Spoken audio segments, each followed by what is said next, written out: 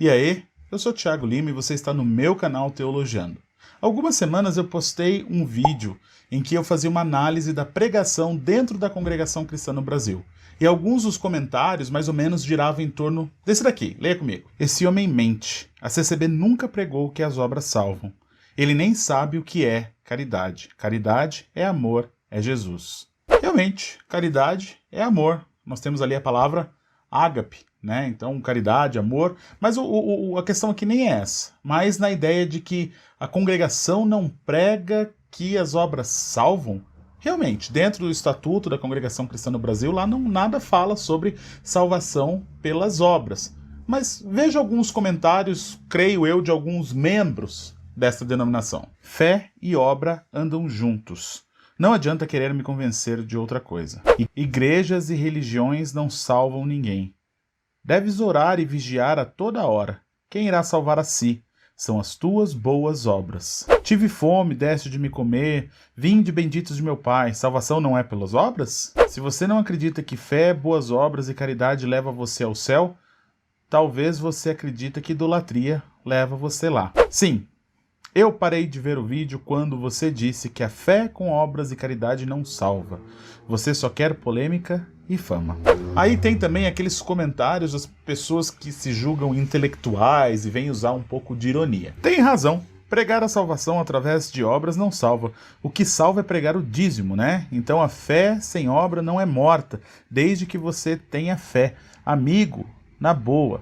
Segue teu caminho, seja qual for, e deixe os outros serem o que têm capacidade de ser. Então, segundo o teu raciocínio, deve ficar dormindo sem fazer nada. E claro, tem aqueles que vão para o outro extremo, que nem sequer entende a sua própria denominação. Lógico que você é salvo pelas obras. Se praticar obras boas, é salvação. E se praticar obras más, é condenação.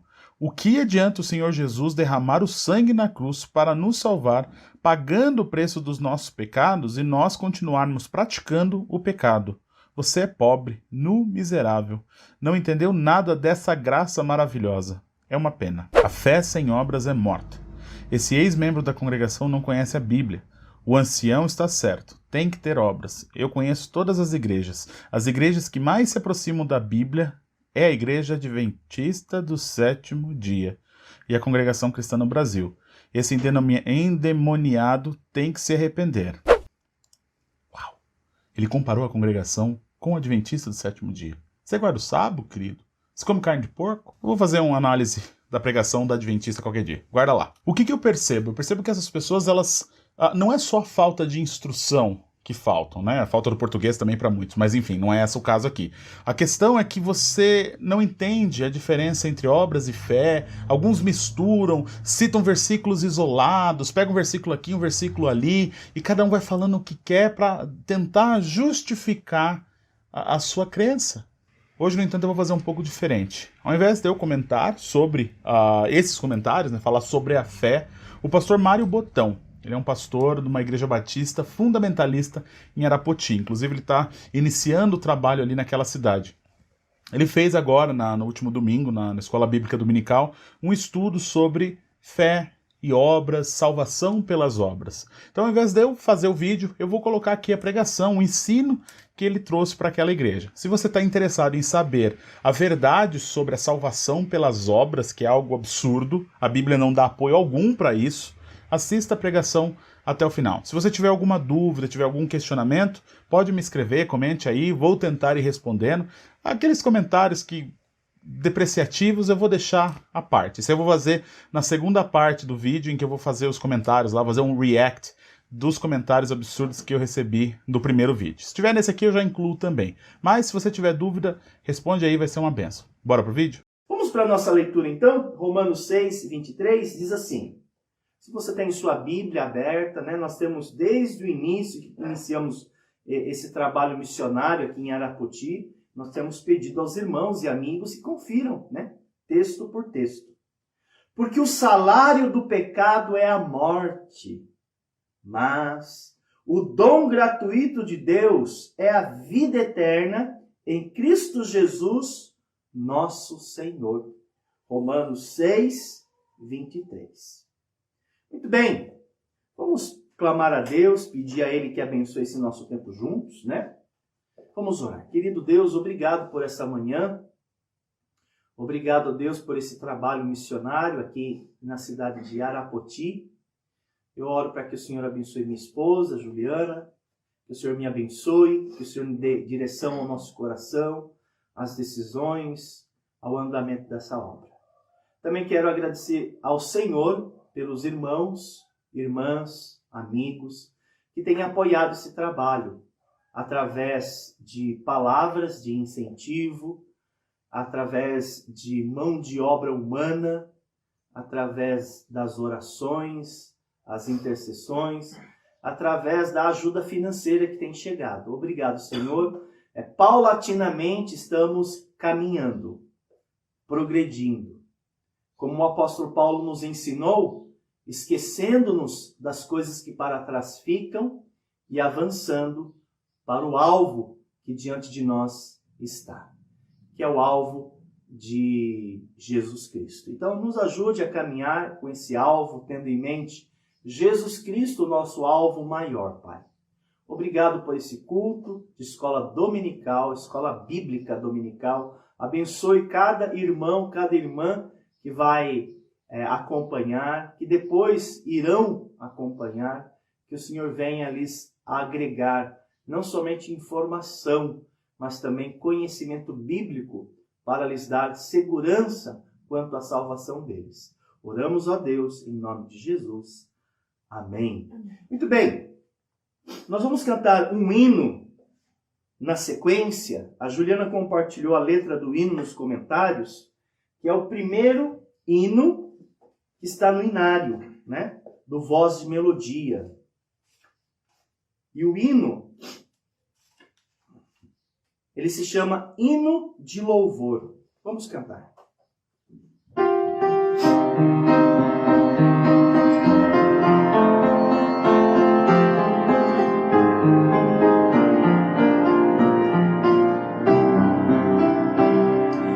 Cantarei ao Senhor hinos de louvor, meu clamor Ele escutou, me livrou de um charco de perdição, na rocha me firmou. Louvarei a Ti, todo o tempo e onde eu for. Louvarei a Ti, Deus aceita meu louvor. Engrandece, ó minha alma, a Cristo, sempre junto está de mim. Ele rompe as barreiras com seu poder, vitória dá, enfim. Louvarei a Ti, todo o tempo e onde eu for. Louvarei a Ti, Deus aceita meu louvor. Muito bom, muito bom. Ontem nós tivemos o nosso segundo dia de Clube Infantil Pioneiros. Foi uma bênção. Sentimos a falta de 5 crianças que não vieram, mas nós entendemos, né? O começo ele sempre é difícil. Por isso que Deus colocou no coração do salvo algo chamado perseverança, né?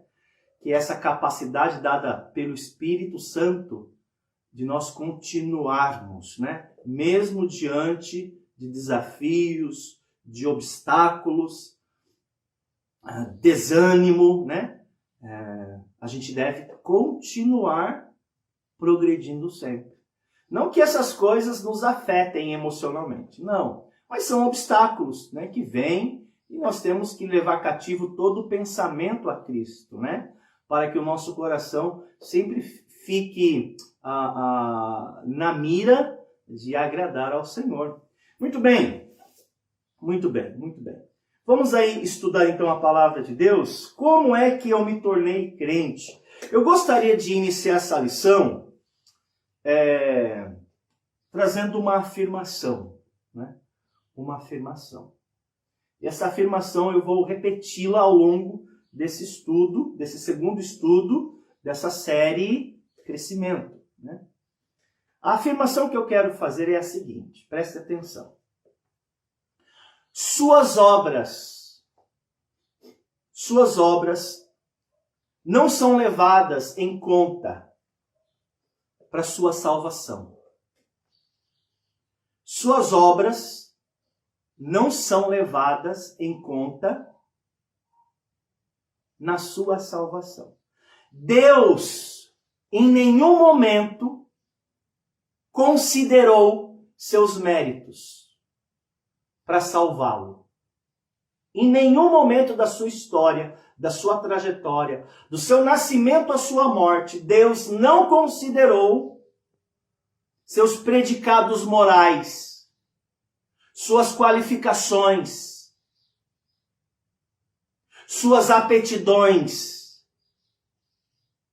suas obras, suas boas obras, suas obras de justiça. Deus, para a tua salvação, é uma afirmação que estou fazendo. Ele nunca considerou. Mesmo depois dele ter lhe salvado, ter lhe perdoado, ter lhe calcado na posição de filho, você não era, ele lhe calcou nessa posição, ele lhe colocou nessa posição. Mesmo depois da salvação, Deus nunca irá considerar suas boas obras para lhe salvar ou para lhe garantir salvação. Com isso em mente, existem algumas dúvidas a respeito como é que eu me tornei crente. Normalmente as pessoas têm pelo menos 3 dúvidas a respeito desse assunto. Normalmente. Nós vamos abordar esses três questionamentos, essas 3 dúvidas a respeito desse assunto. A primeira dúvida que é levantada a respeito desse assunto é a seguinte. As obras, as boas obras, as obras de justiça, elas são necessárias para me conduzir ao céu? Essa é a primeira dúvida que normalmente as pessoas têm. As minhas obras meritórias, as minhas obras de justiça, as boas obras, elas são necessárias para me conduzir ao céu? Será que eu não preciso fazer algo para ser salvo? Então vamos olhar para a palavra de Deus e vamos deixar a Bíblia responder essa pergunta a nós. Eu creio que é a melhor maneira de não errar. É fazermos perguntas certas e deixar a Bíblia respondê-las. Lógico, considerando todo o contexto do qual estamos buscando essas respostas, né? Obviamente. Essa é uma regra de interpretação.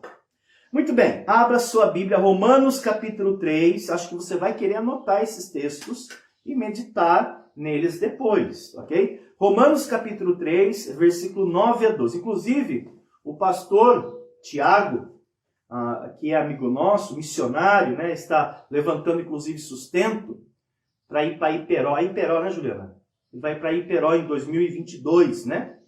A esposa dele está fazendo seminário e algumas semanas atrás ele fez algumas considerações num vídeo que ele postou no canal dele, no perfil dele, falando a respeito da congregação cristã do Brasil. E eu particularmente tenho um grande respeito por eles, né? Mas ele fez um vídeo falando um pouquinho sobre uma pregação onde o ancião que estava pregando, ele fez algumas considerações que, à luz do ensinamento bíblico, são considerações equivocadas. E o pastor Tiago ele fez algumas considerações. E choveu, né? Veio uma enxurrada de comentários, né? Principalmente de pessoas da Congregação Cristã do Brasil. Ele veio da Congregação Cristã do Brasil, assim, criticando e falando mal, né? Em algum momento eu também fiz um comentário, né? Para apoiá-lo, porque as considerações que ele fez foram considerações corretas.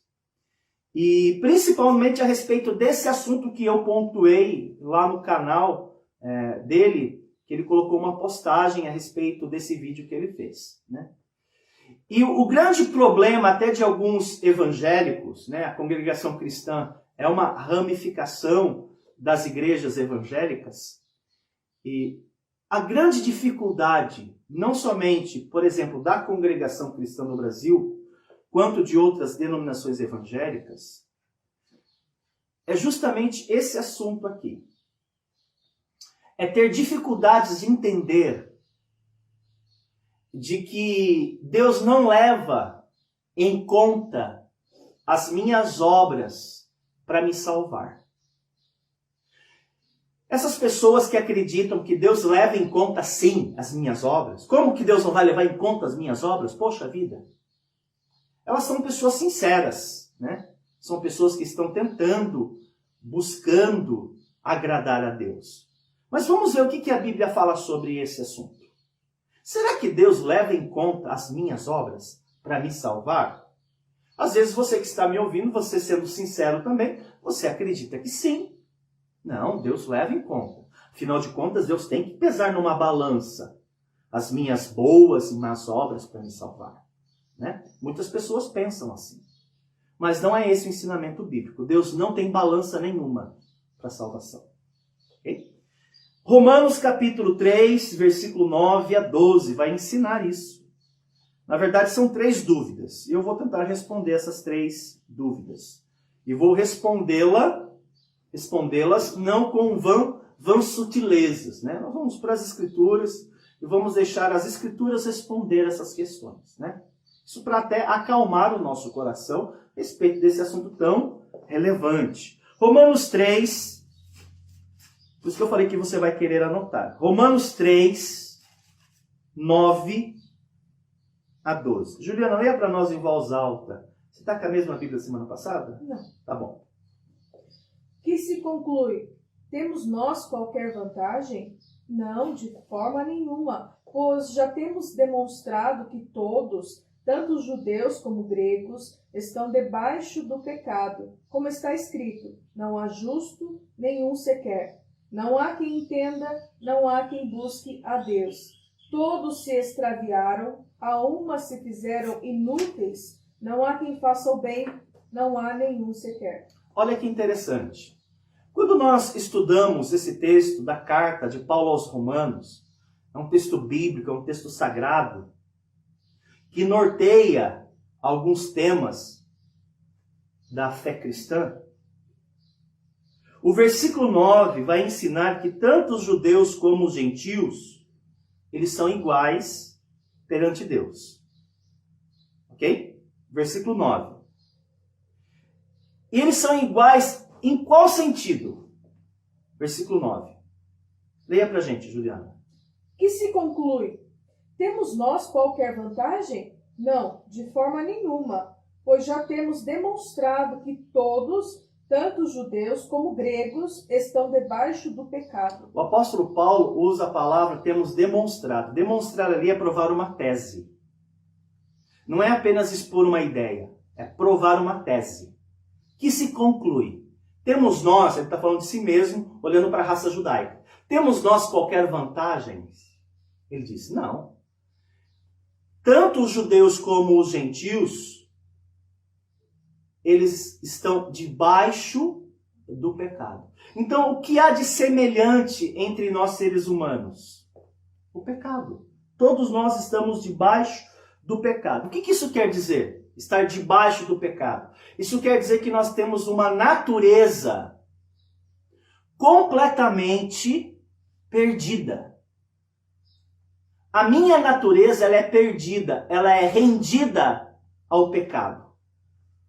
Todos os seres humanos.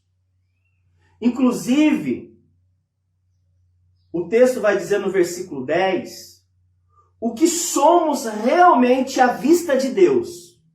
Talvez, se nós olhássemos numa perspectiva humana, nós talvez conseguiríamos fazer distinção meritória. Aquela pessoa é boa, aquela pessoa ela é má, aquela pessoa ela é perversa, aquela pessoa, nossa, ela é tão gentil, ela é tão solícita, ela é tão carinhosa. Aquela pessoa, nossa, aquela pessoa ela é ignorante. Aquela pessoa, para nós conseguimos fazer essa distinção nessa perspectiva humana.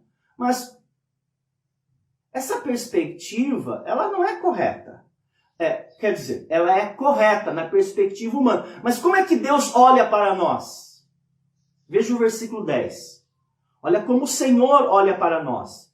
Isso corrobora com o Salmo 14. Depois nós vamos conferir Romanos com o Salmo 14. Juliana, versículo 10. Você que está em casa, confira texto por texto. Como está escrito, não há justo nenhum sequer. Olha que interessante. Como é que Deus nos enxerga? Como é que Deus nos vê? Nós vemos diferenças. Será que Deus vê diferenças? Interessante que nós conseguimos ver o exterior. Né? A gente não consegue ver coração. Nós conseguimos ver o exterior. Deus consegue ver o coração. O que é que Deus vê? O texto do versículo 10 vai dizer o seguinte. Não há justo. Nenhum sequer. Juliana, vai para o Salmo 14, 1 a 3. Confira lá comigo, por favor. Salmo 14, de 1 a 3. Diz o insensato no seu coração, não há Deus. Corrompem-se e praticam abominação. Já não há quem faça o bem. Do céu olha o Senhor para os filhos dos homens. Ok. Do céu olha o Senhor para os filhos dos homens. Continua. Para ver se há quem entenda, se há quem busque a Deus. Todos se extraviaram e juntamente se corromperam. Não há quem faça o bem, não há nenhum sequer. Agora talvez você entenda o porquê nós afirmamos categoricamente e não arredamos o pé dessa convicção. Deus nunca pôde considerar suas obras, seus méritos, seus predicados morais para lhe salvar. Por que não, pastor?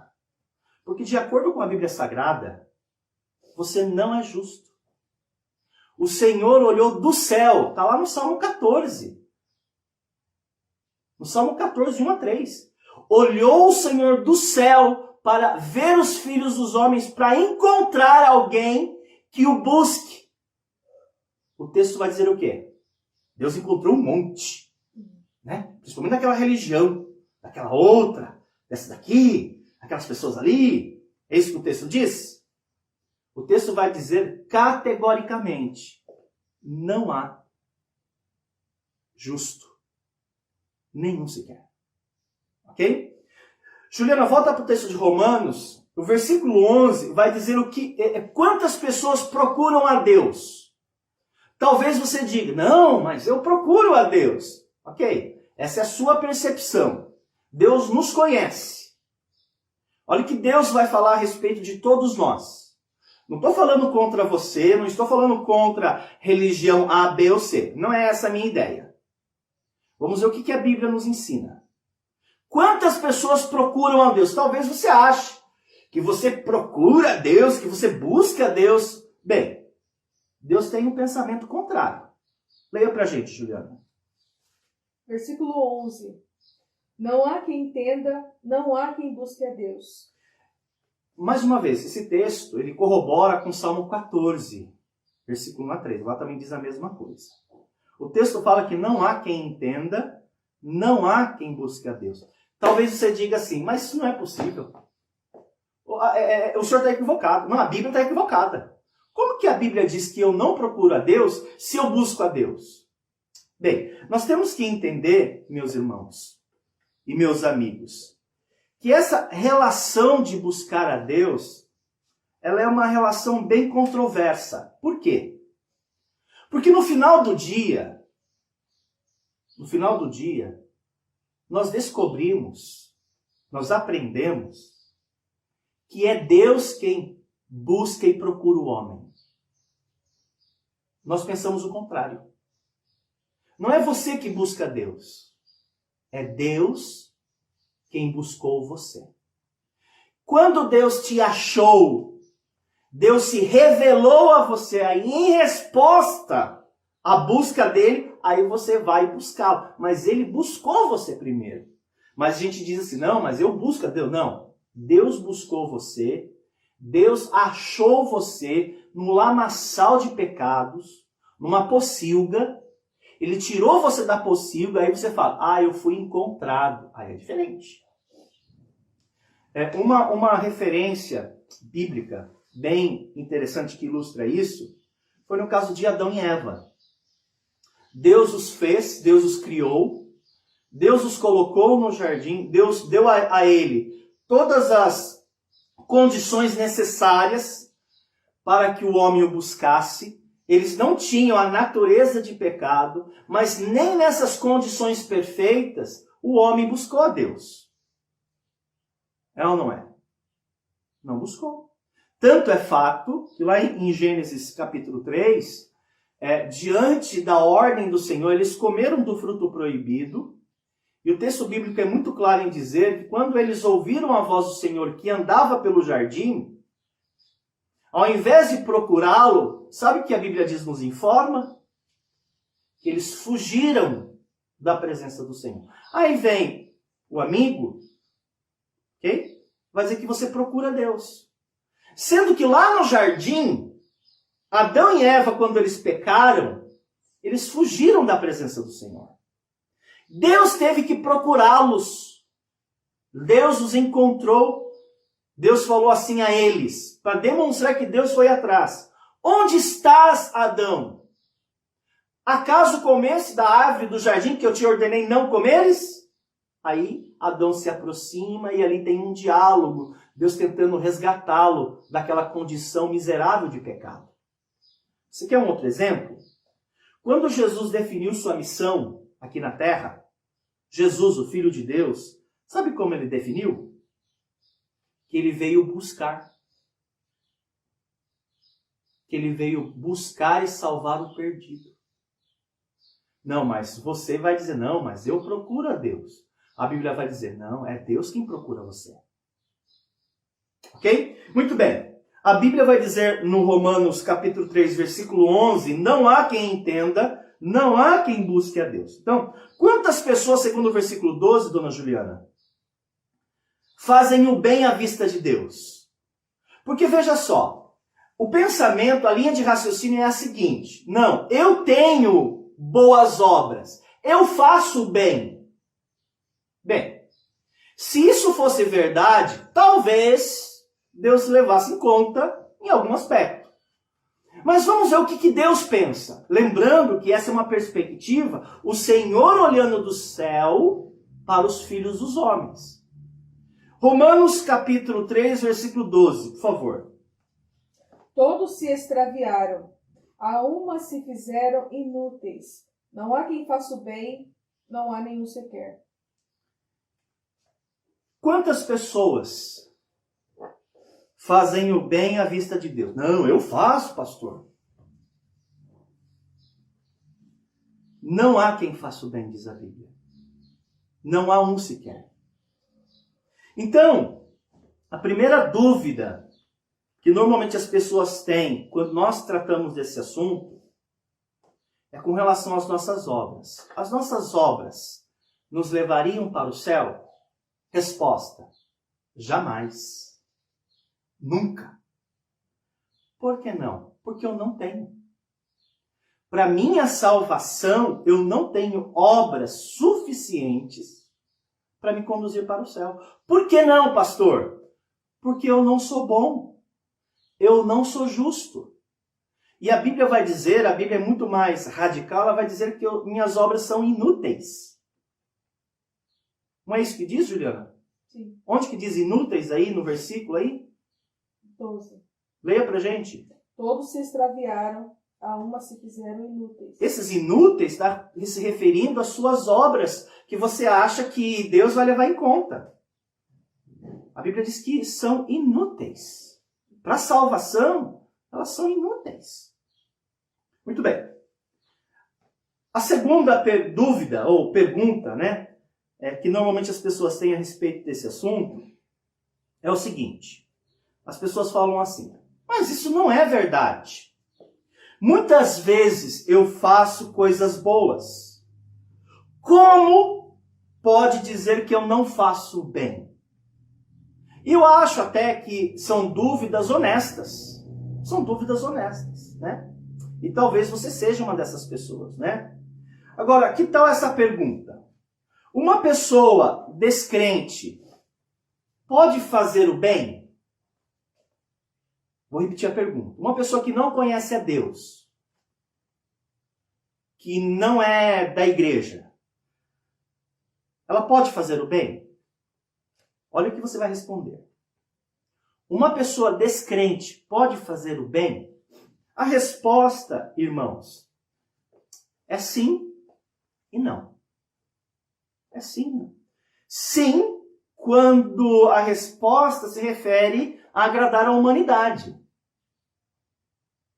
No que diz respeito a agradar o homem, sim, um homem pode fazer o bem. Com certeza. Né? Inclusive, Jesus vai dizer nos evangelhos que o ímpio, ele também ama aqueles que o amam. O ímpio ali são pessoas que não conhecem a Deus, que não acreditam em Deus, que inclusive têm uma vida completamente dissoluta, né? E elas amam de verdade, elas fazem o bem. Nós temos, por exemplo, mães que não são cristãs, que elas amam seus filhos. E elas fazem o bem para eles. Talvez você conheça alguém assim. Talvez você tenha pais que são ímpios, que fazem o bem para os seus filhos. E talvez até fazem melhor do que muito pai que são crentes, né? Existem esposas que tratam melhor o seu marido do que esposas que são cristãs.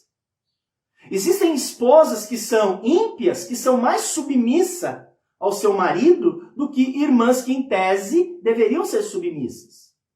Então, essas pessoas que são ímpias, elas fazem o bem para outro humano, para um outro semelhante ao seu. Talvez um pai ímpio, que não conhece a Deus, ele tem o maior zelo pelos seus filhos, cuida dos seus filhos com muito carinho, com muito amor. Então, quanto a agradar a humanidade, sim, a resposta é sim, eu faço bem. Mas quanto a agradar a Deus, para salvação, ninguém pode agradar a Deus. Por isso que essa resposta, ela é sim, e essa resposta é não. Uma pessoa não pode, ela não consegue agradar a Deus. Quanto à salvação, não há quem faça o bem. Romanos 8:8. Confere uma coisa interessante que diz o apóstolo Paulo em Romanos capítulo 8, versículo 8. Juliana. Portanto, os que estão na carne não podem agradar a Deus. Essa expressão, os que estão na carne, é uma referência a pessoas que são pecadoras. Quantas pessoas são pecadoras? O que diz Romanos 3:23, Juliana, decora. Pois todos pecaram e carecem da glória de Deus. Pois todos pecaram e carecem, necessitam da glória de Deus. Os que estão na carne, Romanos 8:8, não podem agradar a Deus. Quanto a agradar a humanidade, eu não tenho dúvidas. Eu não tenho dúvidas. Eu conheço pessoas que fazem o bem, à vista de outras pessoas. Mas à vista de Deus, não há quem faça o bem. Então, quanto à salvação, ninguém pode agradar a Deus. Então, essa é a segunda dúvida que as pessoas têm, mas isso não é verdade. Muitas vezes eu faço bem, e é verdade. Quanto a agradar a humanidade, é verdade. Mas as pessoas acham que porque elas fazem o bem para o seu semelhante, isso está contando pontos para a sua salvação. Não, a gente não pode misturar as coisas. Salvação é um assunto, Deus tem um meio para nos salvar. Essa questão de tratar bem outras pessoas, na verdade, isso não tem relação com a salvação. Isso, na verdade, é dever de todo homem. Né? Isso é um dever intrínseco à existência humana. Eu tenho o dever de fazer o bem. Isso não é uma condição para a salvação. Né? As pessoas falam assim, como pode dizer que eu não faço o bem? E, de fato, às vezes, pensa aí numa mãe, num pai, pensa aí num marido, uma esposa que cuida, né, dessa pessoa. Cuida, ama, trabalha por ela. Aí vem o pastor e fala, não, você não faz... Poxa, só tu pode estar de brincadeira comigo, né? Lógico que eu faço bem para eles. Eu estou sendo sincero quando eu cuido do meu filho, quando eu cuido da minha filha, quando eu cuido do meu marido, quando eu cuido da minha esposa, quando eu cuido do meu pai. Poxa, eu cuido do meu pai, eu cuido da minha mãe, é eu que cuido deles. Aí vem você falando para mim que eu não faço bem. Você até me ofende. Então, calma. Eu estou falando quanto à sua salvação, agradar a Deus por essas coisas, Deus não leva em conta essas coisas para a tua salvação. Por que não, poxa? Porque à vista de Deus não há quem faça o bem. Mas eu faço bem para o meu pai. Sim, você faz no que tange a agradar outro humano. Mas isso não é levado em conta. Mas por que não? Porque você é um pecador. Você é um pecador e Deus é santo. Isso nos leva à terceira dúvida que as pessoas têm. A terceira dúvida é a seguinte, né? Normalmente as pessoas têm esse questionamento. Por que não podemos ganhar nossa própria salvação? Né? Por que não podemos ganhar nossa própria salvação? E a resposta a essa pergunta ela é muito simples. A resposta é a seguinte. Na verdade, a resposta ela é dupla. Por que eu não posso ganhar minha própria salvação? A resposta é dupla. Na verdade, é tripla. Primeiro, porque Deus é santo. E você não é. Então, como que você vai ganhar algo por méritos próprios, se o padrão de Deus é santo e você não é santo? Você jamais atingiria o padrão dele. A segunda resposta a essa pergunta do porquê você não consegue ganhar sua própria salvação é porque Deus é perfeito. Deus não tem margem de erro alguma. Deus não tem variação alguma de erro ou de imperfeição. No entanto, os senhores são imperfeitos. Como que alguém imperfeito pode agradar alguém perfeitamente perfeito? Completamente perfeito. Absolutamente perfeito. Seria impossível. Você jamais atingiria o padrão dele. Terceira razão do porquê você não pode ganhar ou comprar sua própria salvação. Porque salvação, ela não é ganha. Ela é recebida pela fé. Esse é o simples motivo. Salvação é um dom de Deus. Salvação é um presente de Deus. Por isso não pode ser ganho. Você não compra um presente. Você apenas recebe ele. Muito bem. Romanos 3:23 afirma que somos todos pecadores, né? Uma pessoa pecadora, Romanos 3:23, quer dizer uma pessoa que não é santa, uma pessoa que não é perfeita, né? A pergunta é, uma pessoa que não é santa, não é perfeita, conseguiria por suas obras agradar um Deus completamente santo e perfeito? A resposta é não, é impossível. Por isso que salvação é um presente de Deus. Isso e essa afirmação, ela condiz harmoniosamente com os ensinos sagrados, né? E nós lemos um texto no começo, né? Romanos 6:23. Você se lembra? Romanos 6:23 Juliana, leia pra gente. Preste atenção na parte B do versículo.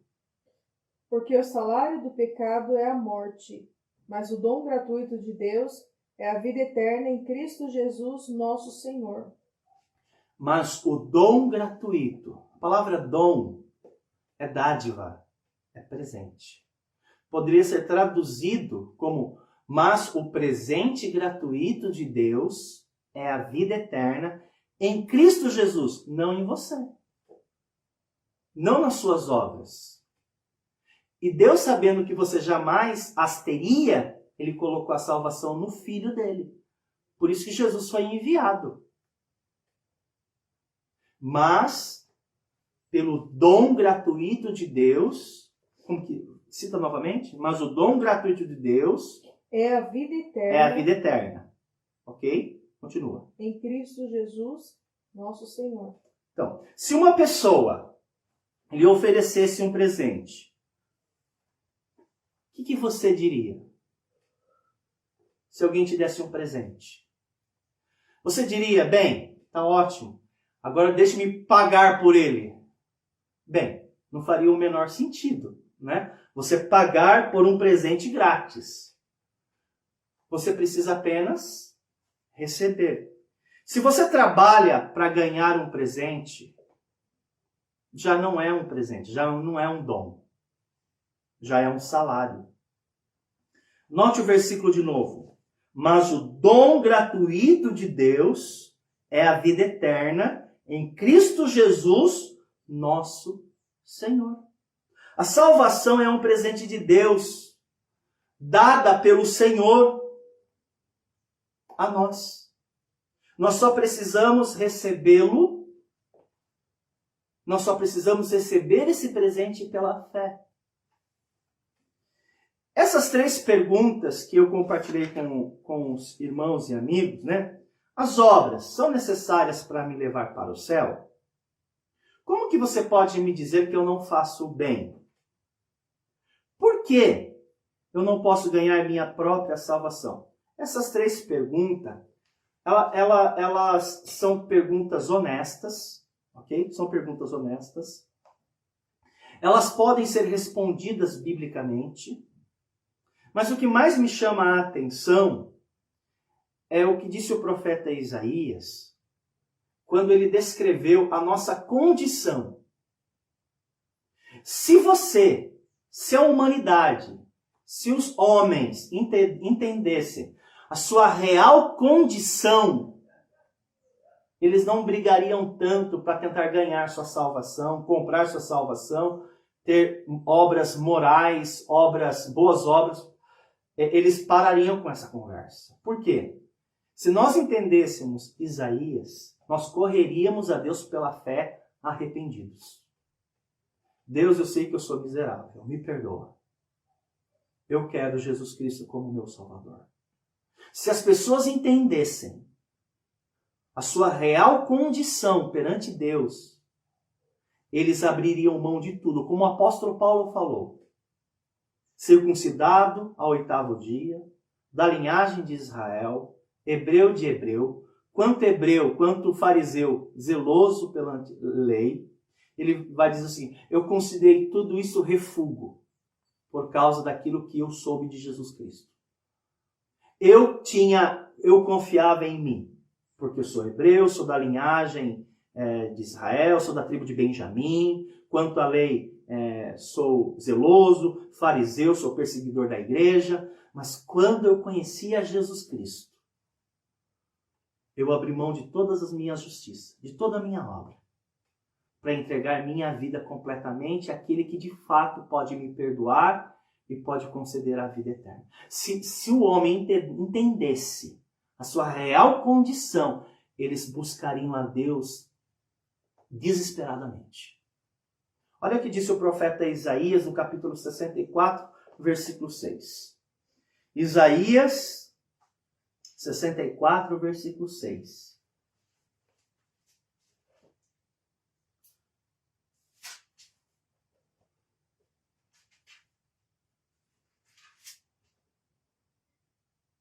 Mas todos nós somos como um imundo, E todas as nossas justiças como o trapo da imundícia. Para um pouquinho. Juliana vai ler de novo. Presta atenção no que ela está lendo. Vamos lá, de novo. Mas todos nós somos como o imundo. Ok. Quantas pessoas, disse o profeta Isaías, são como imundo? Quantas, Juliana? Todos. Todos. Eu também. Ok? Você também. Continua a leitura. E todas as nossas justiças. O quê? Todas as nossas? Justiça. Justiça. O que é justiça? Ele não está falando todas as nossas injustiça. Nossa justiça. O que é a nossa justiça? Nossa justiça, você pega tudo aquilo que você acredita que é o melhor que você tem. É a sua justiça. Olha o que diz a Bíblia sobre a sua justiça. Continua, Juliana. E todas as nossas justiças como o trapo da imundícia. O quê?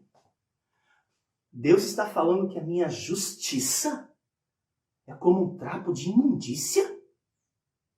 Continua a leitura. Todos nós murchamos como a folha, e as nossas iniquidades como um vento nos arrebatam. Muito bem. Trapo de imundícia é uma faixa que cobre uma ferida aberta. Certamente você já machucou, né? Alguma parte do seu corpo, você teve que enfaixar. Como se fosse um curativo. Mais tarde você retirou aquela faixa daquele curativo. Foi ou não foi uma visão horrível? Terrível. Pois bem. Aquele tecido sujo é a sua melhor tentativa de agradar a Deus para a sua salvação. Sendo que essa palavra trapo de imundícia, ela está linkada principalmente as pessoas que cobriam seu corpo na época de Isaías, quando eles contraíam a lepra, né? Que era uma doença terrível na época. E as pessoas cobriam, né, o seu corpo, enfaixando os seus corpos com ataduras, né? Eles tinham que trocar aquelas ataduras. Aquelas ataduras, quando era tirado do corpo de um leproso, tinha que ser amolecida com óleo, porque era capaz de sair um baita chumaço de carne, né? Juntos. Então tinha que ser amolecido primeiro com óleo, e a pessoa tirava com calma, porque a lepra apodrece a carne, apodrece os nervos e cai os membros naquela época. Era uma doença muito grave. A pele morria. A carne morria. A pessoa ficava insensível. Então tinha que ser amolecida, porque fazia feridas, né? A pessoa tirava com muito cuidado. Aquele trapo, ele era chamado trapo de imundícia, altamente contagioso. Aquele trapo, inclusive, ele tinha que ser queimado. Não podia ser nem enterrado, tinha que ser queimado. Porque ali poderia contaminar outras pessoas com aquele tecido. O profeta Isaías, quando ele trabalhou essa questão, ele disse assim: a sua justiça, a sua melhor obra, para Deus é um trapo de imundícia. Se nós entendêssemos essa condição que nós estamos, nós pararíamos com essa conversa de achar que eu sou alguma coisa, de achar que eu tenho alguma coisa. Eu me arrependeria. E eu buscaria a Deus pela fé, aceitando, recebendo Jesus Cristo como meu único e suficiente Salvador. Só o Espírito Santo pode convencer o homem dessa condição. Muitas pessoas podem ouvir isso, eles vão entrar, essas informações por um ouvido e vai sair pelo outro. Deus precisa ter misericórdia de nós, para que possamos buscá-lo arrependidos pela fé.